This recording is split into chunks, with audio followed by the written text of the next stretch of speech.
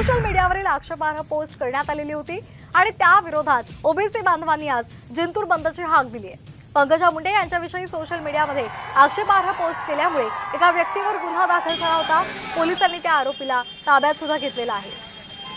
आपण हे दृश्य पाहतोय। ओबीसी बांधवांनी जिंतूर बंदची हाक दिलेली आहे। मोठ्या संख्येने हे निघालेले आहेत।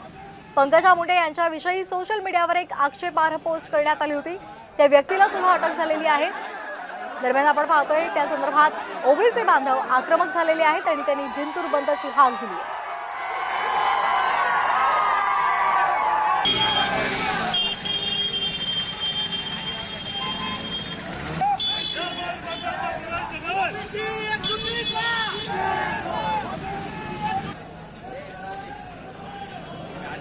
आपण पाहतोय जिंतूरमध्ये मोठ्या संख्येने ओबीसी समाज बांधव एकवटलेले आहेत।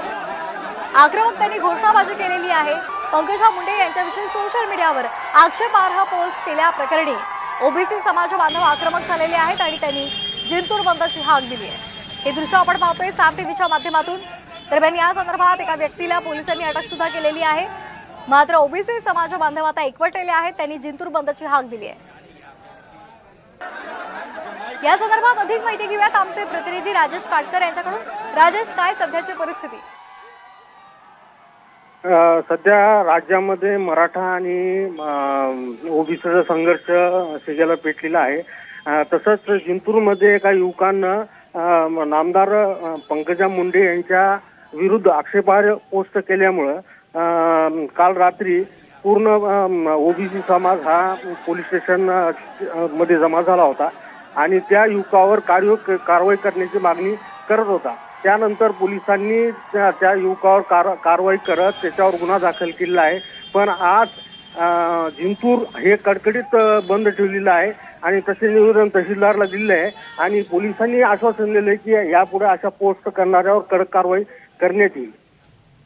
अगदी धन्यवाद राजेश, आपण दिलेल्या माहितीसाठी। तर आपण पाहतोय ओबीसी समाज बांधव मोठ्या संख्येने एकवटलेले आहेत। त्यांनी मोर्चा काढलेला आहे, जोरदार घोषणाबाजी केली जाते आणि त्यांनी जिंतूर बंदची हाक दिली आहे।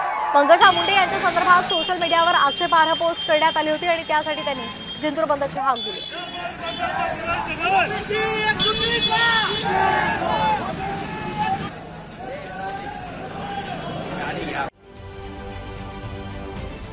महाराष्ट्रातील सर्व बातम्यांचे विश्वासार्ह व्यासपीठ